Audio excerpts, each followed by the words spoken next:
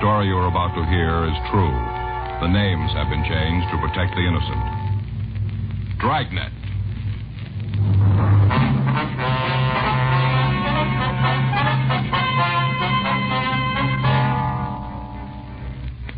You're a detective sergeant.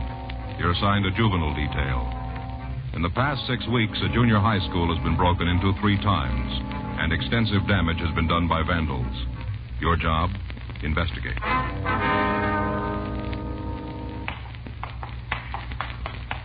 It was Monday, March 9th. It was cold in Los Angeles. We were working the day watch out of juvenile detail. My partner's Frank Smith. The boss is Captain Powers.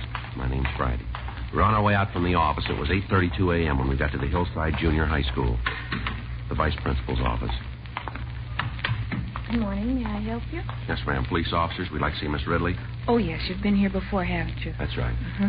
Miss Ridley's expecting you. You can go right in. Thank you very much. Come in. Good morning, officers. Come in, please, and sit down. Thank you. We seem to be getting more than our share of trouble. Yes, ma'am. What is it this time? Same as before, a little more serious. Cafeteria? Yes, wait until you see the place. Just downright vandalism. Food thrown all over on the walls and the floor. Mm-hmm. But they didn't stop there. What do you mean? The student's supply store was broken into. In fact, that's where the entrance was made. Yeah? Girl in charge says that a number of items are missing. What was taken? Things the students use in school. Notebooks, pencils, fountain pens. I see. There were a lot of transportation books taken, too. Those are the kind the kids use on the buses and streetcars, is that what you mean? Yes, that's right. Well, they have serial numbers, don't they? Yes, we keep a record of them in the office. You'll be able to give us a list of the numbers on the missing books? Oh, yes. All right, fine. What if we could take a look at that storeroom? Surely. It's right next to the office. I wasn't so sure the last time, but I am now. What do you mean? About who's responsible for this. You got an idea who might have done it? Well, I'm pretty sure it must be a student or a former student. Why do you say that, Miss Ridley? No, there's the window they entered. Mm-hmm. Somebody must have known that this window opened into the storeroom. Yeah. Screen's torn here and the window's broken. You have somebody special in mind who might have done this? No, it wouldn't be fair to cast suspicion on any boy or girl without proof. Well, have you had trouble with any students since we were here last? Yes? What was wrong, ma'am? During study periods, a group of 5 boys were causing minor disturbances. Uh-huh. But it's all been straightened out. I had a talk with the leader of the group. Found out he wanted to take part in school athletics. His parents didn't want him to, afraid he might be injured. Mm-hmm. So I called them in for a conference. We talked, and they finally agreed to let the boy participate in school sports. Mm-hmm. That's all there was to it. Haven't had any trouble since. How about the other boys? They weren't really bad. Without a leader, they just settled down. I'm sure it wasn't any of them. Mm-hmm. I wonder if you could tell us if anything has been moved in here. No. This is just the way we found it. Mm-hmm. Wonder why they didn't mess this room up, too. I don't know. I've been teaching for 20 years, and I'm pretty sure of one thing. What's that, ma'am? Children do wrong, but not because they want to be tough or brave. Usually because they're afraid of something. Mm-hmm. Most of them are pretty frightened kids. They need help. Well, we'll buy that. The problem is, what happens to them if they don't get it? I'm afraid you know the answer to that one better than I do. They'll still be around. Yes? As frightened adults.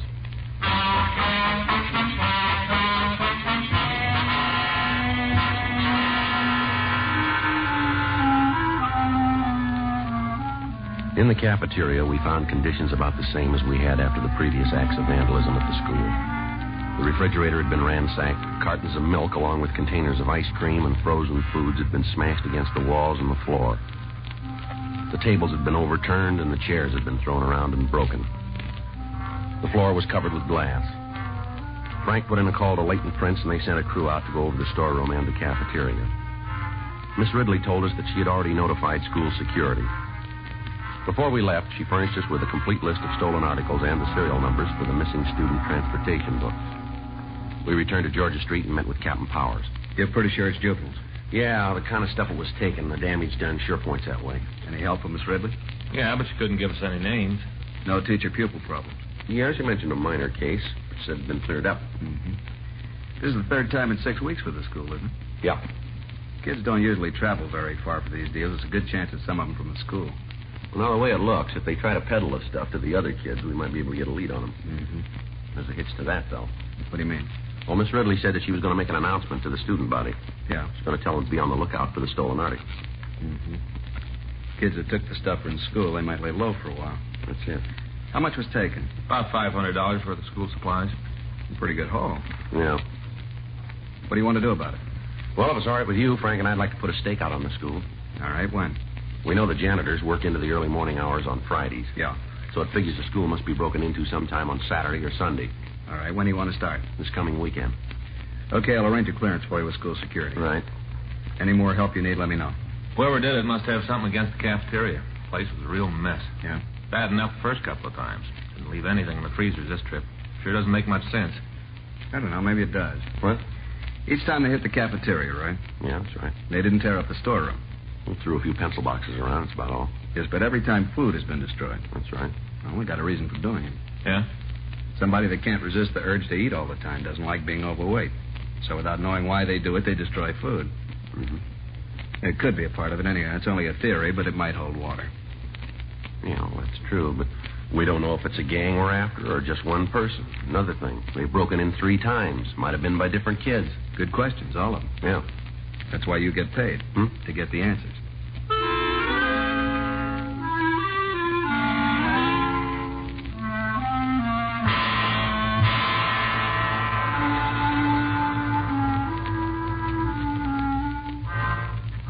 We kept in contact with Miss Ridley during the rest of the week, but as far as she knew, none of the stolen articles showed up.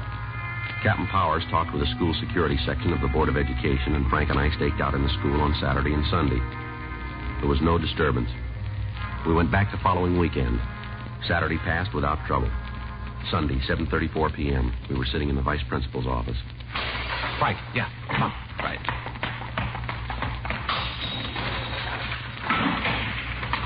All right, son, come on. Party's over. What? Come on, tell us. Grab him, Johnny. Let me go, let me go. All right, take it easy, boy. Now, take it easy. This isn't going to help. Just hold still. What's your name? Jerry. What's your last name? Beckel. You've done this before? Come on, son, answer me. All right, let's go. You gonna put me in jail? We'll see. Not afraid of you cops. There's no reason you should be. Why'd you throw all this food around? I don't know. You haven't got a reason? No. Sure went to a lot of trouble to catch me. Not too much, son. Huh? You made it easy.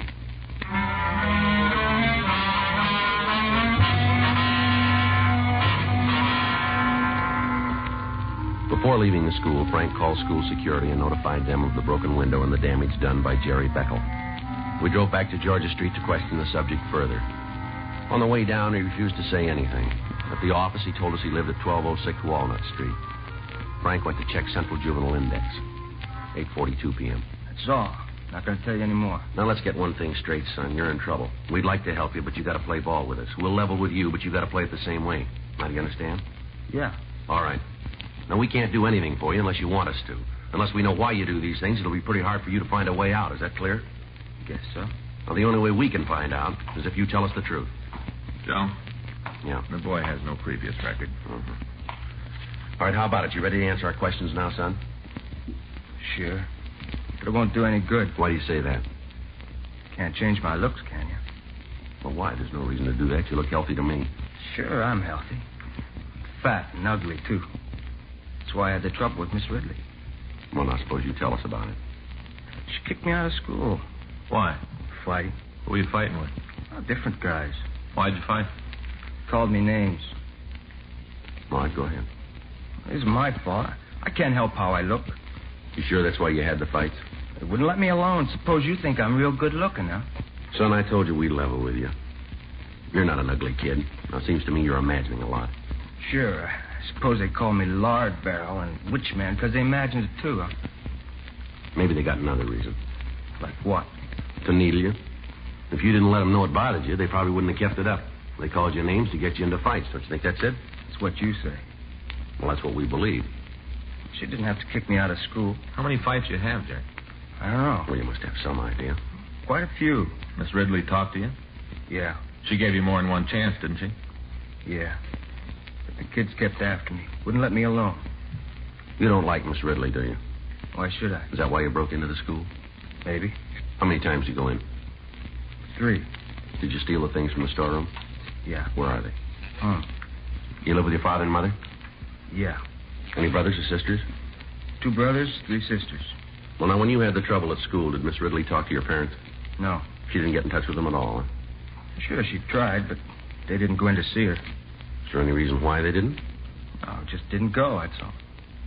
Well, I guess we better go out and have a talk with them this time. Why? Well, they'll have to know about this trouble that you're in. Maybe if we talk to them, we can sort of work this problem out together, don't you think? That won't do any good. Why not, son? They think I'm fat and ugly.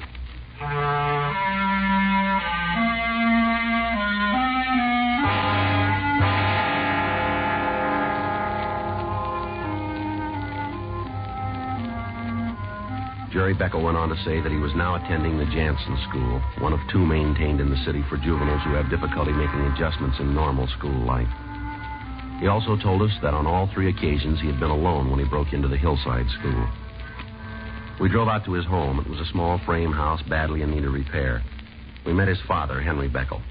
We told him the reason for our visit. So you just can't stay out of trouble. First it's fighting and you get kicked out of school. Now this mess. What's the matter with you anyhow? I don't know, Dad. Excuse me, Mr. Beckel, but this kind of talk isn't going to get us anywhere. Your son has a definite problem and he needs help. Sure, he's got a problem. He's no good. Never has been, never will be. You want to take the boy outside? Sure. Come on, son.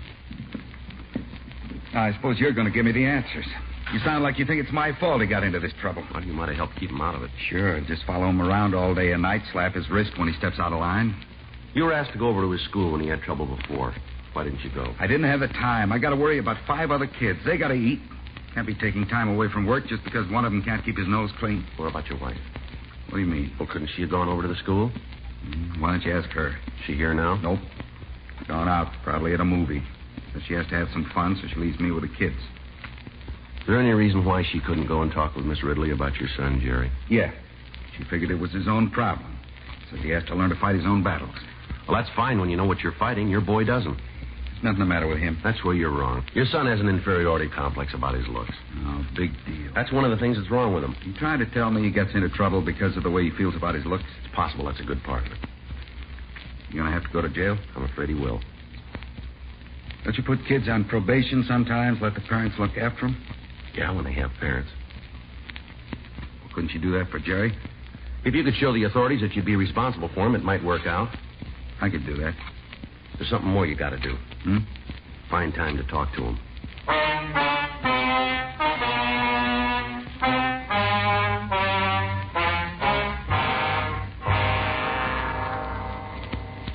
We took the subject along with the recovered stolen property back to Georgia Street.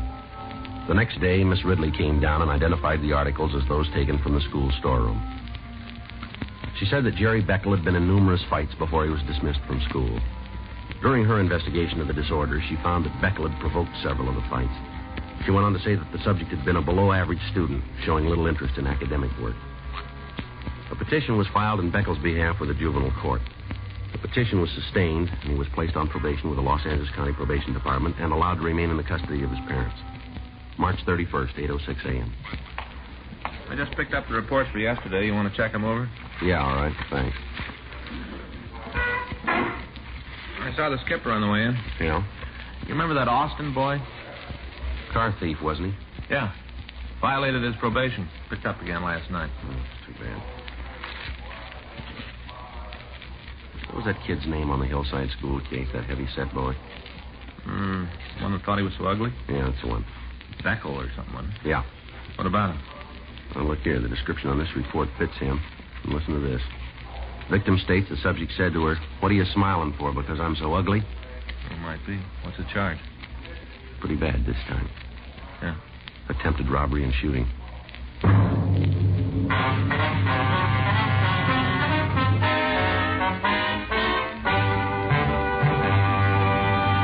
You are listening to Dragnet, the authentic story of your police force in action.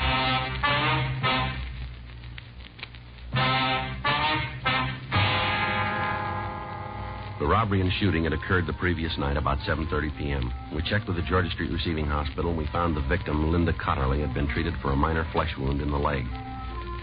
She'd been shot with a .22 caliber pistol. The hospital report showed that she'd been released and allowed to return home. We contacted the officers working the case and checked the reports that had been filed. We asked if we could talk to the victim. Frank and I drove out to the address, and we were admitted by her sister. Linda Cotterly was lying on a couch in the front room. We identified ourselves and asked her if she'd mind going over the story for us. I told the other officers all about it. Yes, we understand that. We saw their report, but we'd appreciate your telling us just what happened. Well, guess it won't do no harm. Suppose if more of you know about it, you'll have a better chance to catch a little stinker. That's right, ma'am. I shouldn't have said that. Ma'am? Little stinker. He was a big stinker. Oh, yeah. Could have killed me. Gives me cold chills thinking about it. We can understand. I wonder if you'd do something for me. Yes, ma'am. What's that? There's an Afghan on the sewing machine in the dining room. Would you get it for me? Sure. Thank you. I wonder if you'd tell us the story. Sure. Well, you know I was shot in the leg right here. Yes, we know. First, I thought it was just some kid playing a joke. Here you are, ma'am. Oh, thank you, Mr. Smith. Would you just drape it over me? Gently now. All right. That's fine, thank you. Yes, ma'am. Now, you said you thought it was a joke when this boy tried to hold you up. Yeah, he was so young looking. Couldn't have been more than 15 or 16. Yeah. He was sort of chubby. Didn't look mean at all. I guess I should have been scared, but I wasn't. I just smiled. Did he say anything when he approached you? About it being a holdup, you mean? That's right. No. Came up to me, had a gun in his hand. That's when you smiled. That's right. Then what happened? He got a real mad look on his face. Made him look tough. Is that when he spoke to you? How'd you know? What was in the report? Well, that's right. I'd forgotten. Well, then I guess I can skip the part about what he said. We'd like to hear his exact words if you can remember them. He said, "What are you smiling for? Because I'm so ugly?" Mm-hmm. Did you get a good look at him? Yes, no. Well, how do you mean that? Well, I did see him, but I don't remember his face too well. I know he was young. Not too good looking, but it's hard to say just what he did look like. You think you'd know him if you ever saw him again?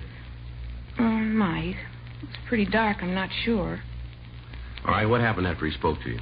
I said no, meaning I didn't think he was ugly. And they told me to give him my purse. That's when it happened. What was that, ma'am?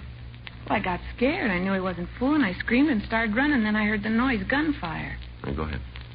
Then I felt a sting on my leg when the bullet hit me. Kept on running, went past a vacant lot. Kept screaming, and then I saw a man across the street open his front door and look out. I ran up to him, told him I'd been shot, and he called the police. When you said this person was chubby, did you mean he was fat? Well, he was kind of big around the middle, and his face was sort of round-like. How about his hair? Was it dark? Yeah. Did you notice if it was straight or wavy? No. Tell me, you got an idea who this kid was? Well, we're not sure. Well, I know one thing. What's that? That kid should be taught a lesson. No. Only one thing to do with them when they're that rotten. Slap them around a little and just forget about them. Well, that's the trouble here. That's what they did to this boy.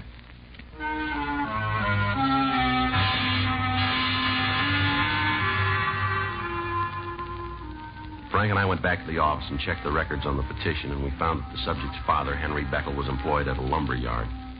We drove down to the place and found him stacking lumber in the back lot. What's on your mind this time? How's Jerry been getting along? All right, I guess. Attending school regularly? As far as I know, haven't had any bad reports. What's he been doing nights? He stays in the house. Goes out once in a while, never too late. Why? Where was he Monday night? Home. All night? Yeah. How about Tuesday? After supper, he went out for a while, came in early. Why? How's your son been acting lately? What do you mean? Has he had any trouble at school? I told you I haven't had any bad reports from him. How about at home? No trouble. We're trying to help him. Well, and as far as you know, he's been in pretty good spirits. Is that right? Look, you know he's no ball of fire, but he seems to be happy enough. Uh-huh. What is all this, anyway? We're just checking something out. Well, the way you ask questions, it sounds like you think Jerry's in trouble again. No, we didn't say that. Well, you don't have to. I know what you're getting at, and I don't like it. No reason to get upset. They're right. How would you feel? Jerry's been released to my custody. You're as much as telling me I haven't been doing the right thing. Well, if you're sure of that in your own mind, you don't have anything to worry about, do you? Well, I've done what I can, but I can't watch him all the time. What's he supposed to have done this time? We're not sure he's done anything. He wouldn't be nosing around if he didn't have some reason. Just something we got to check. All right. But if he got off on the wrong foot again, don't try to pin any tails on me. I've been doing the right thing, but I don't mind telling you, I've never been too sure he would straighten out. Is that right? Yeah. But I'm doing what I can for him. Yeah? I feed him, I put clothes on his back, I put a roof over his head. What more can I give him? You own a gun, Mr. Beckel? What? I said, do you own a gun? Yeah, why? What kind? .22 pistol.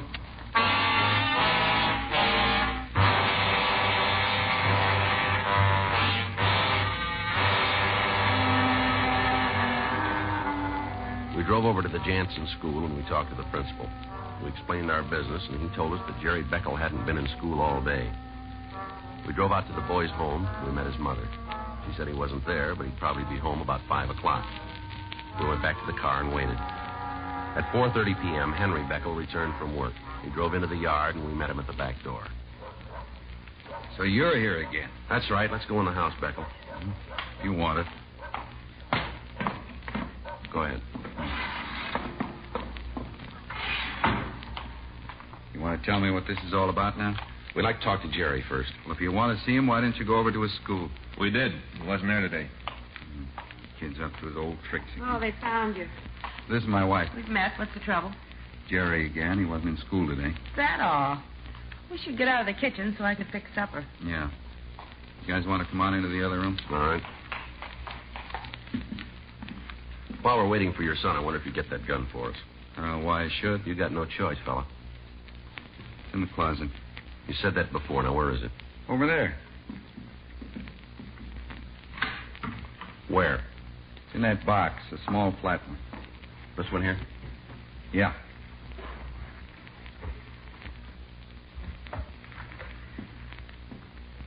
When's the last time you fired this?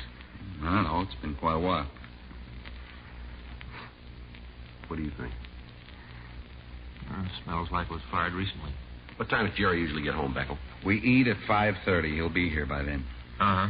You don't have to worry about him not showing up. He might skip school, but that fat, lazy slob won't miss a meal. Mm-hmm. Eats twice as much as the other kids. No wonder he looks like he does. Let's go. Right. Go on in and wash your face. Hi, son. Hi. What do you want? Fred, we're going to have to take you with us. Can he eat first? It won't hurt him any to miss a meal. Look at him. Looks like a fat toad. Well, why don't you say All something? right. Doesn't make any difference. You'd like to be rid of me anyway. Take it easy, son. You all want to hear it? Okay, I'll tell you. I shot her.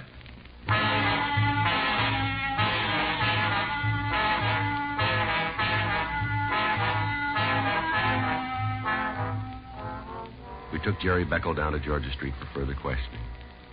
After the outbreak at his home, he quieted down and he refused to say anything more.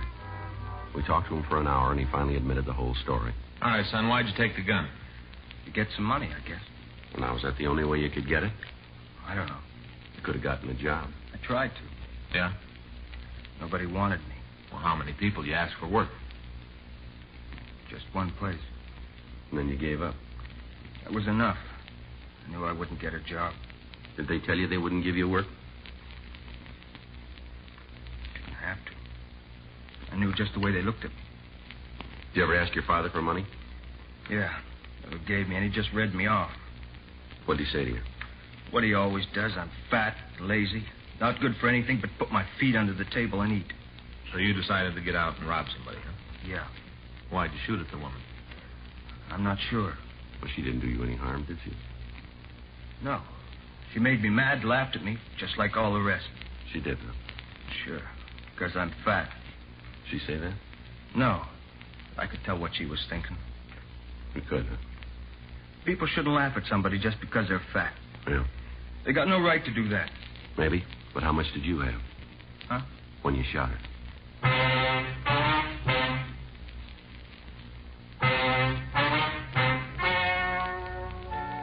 The story you have just heard is true.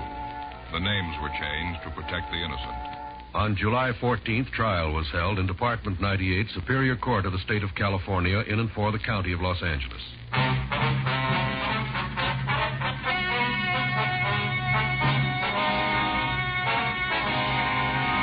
Jerome Howard Beckel was remanded to the juvenile authorities and placed in the foster home, where he was assured of 24-hour supervision. One of the conditions of his probation was that he receive psychiatric aid by a doctor appointed by the court. Dragnet, the story of your police force in action, is a presentation of the United States Armed Forces Radio Service.